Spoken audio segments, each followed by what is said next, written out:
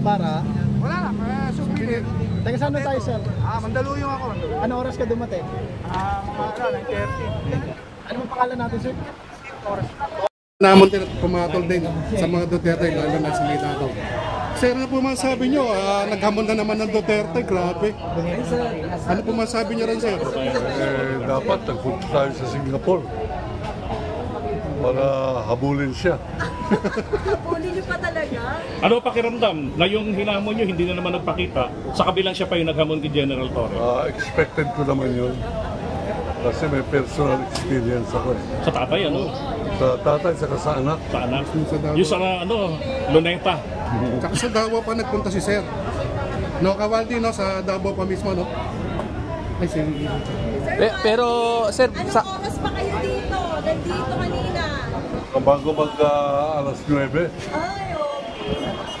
Sir, pero sa gitna ng expected yun na hindi talaga siya pumunta, pero pumunta pa rin kayo dito kahit alam nyo hindi siya pupunta. Gusto ko makita ang reaksyon ng Pilipino. Kasi pag kami Pilipino hanggang ngayon, Duterte pa rin ang kanyang pinaninindigan, kaaway ng bayan yun. Lahat na maka-Duterte kaaway ng bayan, therefore kaaway ko. So, masaya rin po ba kayo na makakatulong din kayo doon sa mga nasalanta ng bagyo dahil ito po'y for ACOS? Ugali ko na po yan, kasama si Colonel Odonio. Na pag kami magagawang tulong, may bagyo wala, tumutulong po kami. Sir, balik na po tayo. Nag-sit ulit ng laban si Acting City Mayor Basti Duterte. At tiniming pa niya ito sa zona ng Pangulo. Anong masabi niyo doon? Isa na namang publicity stunt yan. Nasasabi naman niya, hindi ako nakarating kasi traffic at saka zona. Sabi niya nga, sir, busy siya. Available daw siya Martes or Miyerkules. Ayaw, tsaka ayaw niya raw ng may gloves. Gusto niya walang camera.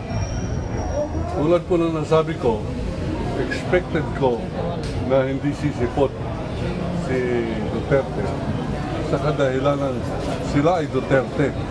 Duwag. Ang ibig sabihin ng Duterte, duwag, baboy, traidor. Sir, may naririnig tayo kaya daw ayaw ng mga camera stand ang Duterte dahil nga po baka daw nagbubura pa ng tato sa likod or baka makita yung tato sa likod na sinisigaw ni former Senator Trillanes. Hindi na kailangan yun eh. Yung mukha niya pa lamang eh. Mukhang tattoo na eh. Tattoo ng kabaskusan. Traidor ng bayan, sir. Tatak Duterte. Tatak Duterte talaga. Sir, may mensahe po kayo para sa taong bayan. Both side, Duterte supporters at siyempre ang sumusuporta sa admin. Alam po ninyo, hindi po ako pro-Marcos, hindi ako anti-Duterte. Ako po ay pro-Pilipino. Anti-kasamaan. Yun lamang po masasabi ko na. At ang mga Pilipino dapat manindigan kung saan ang tama, kung saan ang may dangal, doon tayo manindigan. Kaya po ko nandito ngayon. Maraming salamat, Kawaldi. Thank you so much, Kawaldi. Kawaldi. Once again, nandito. Kasama po natin si Sir JTB. Sir, ano po reaction nyo sa event nito ngayon? Boring. Hindi. Hindi, masaya kasi kahit hindi dumating si Barbie, si Mayora, di ba? Sayang ang tato.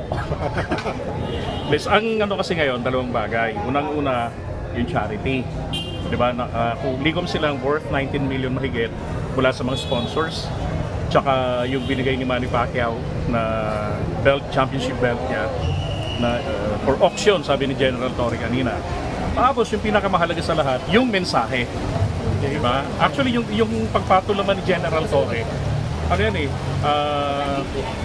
nararapat ng patulan niya dahil ang binabastos na ni Barbie mismong institusyon ng kapulisan. Hindi naman si General Torre per se lang Yung dahil PNP chief na siya Hindi nga pinapatulan ni Torre noon yan Hindi pa siya ang hepe ng kapulisan. Pero ngayon siya na yung hepe, pinatulan niya na si Barbie. Sir, sa palagay niyo ba, merong reaction dito sa ating Secretary of the ALG? Kanina nandyan siya. Ano kaya masabi niya? Ano kaya... Siyempre hindi ko kayang, I can speak. Kasi parehas silang ano eh, di ba? Parehas silang ano ng agency ng Philippines, di ba? Me? Sir, ano naman yung reaction ni General Torre kanina? Ano yung nararamdaman niya kanina na wala talaga? Siyempre tuwan-tuwa, ikaw ba naman yung panalo ka, walang bubugbog sa'yo. Actually, nag-comment Kahit sino dito. matutuwa eh. Nag-comment dito yung isa sa mga vlogger sa kabila. Mm. Sabi niya, paano daw ma-declared na panalo, hindi naman daw sila naglaban at hindi dumating. Alam mo, DDS yan eh. Ano nga asahan mo sa kanila? Di ba? Kapag naging DDS ka, mawawala na sa iyong katinuan na mag-isip. Kaya nga may tinatawag na winner by default. Gusto sa basketball lang naman, nangyayari na rin yan pag hindi sumisipot yung kalaban. Kilala mo siguro yung si Pans. Si Pans ba yun? Oo, nag-comment siya, paano daw bakit daw dineclare na panalo, hindi naman daw sila naglaban. Pabayaan nyo na si paring Pans. DDS kasi yun. Di ba? Hindi natin sila pwedeng kontrahin. Majority yan. Respeto na lang natin yung kanilang opinion. Kasi nga DDS sila eh. Ganun talaga Paano sila. kaya yun, sir? Martes daw siya pwede, available. Alam niyo, Sona? alam niyo yung mga Sona conditions di? ni Barbie, wala namang kapararaan eh. Alam niyo sa aming mga midugong Mindanawan, lalo na taga Minsayang kami. Kami kapag ka naghamon, pinaninindigan, nakikipagputulan ng ulo. Hindi inaatrasan ang sariling hamon at magbibigay ng, para hindi halata magbibigay ng mga imposible na mga kondisyones. Tintik na yan. O ngayon may bago siyang sinabi, either Tuesday or Wednesday, pwede siyang lumaban ulit. Pwede siyang lumaban, harapin.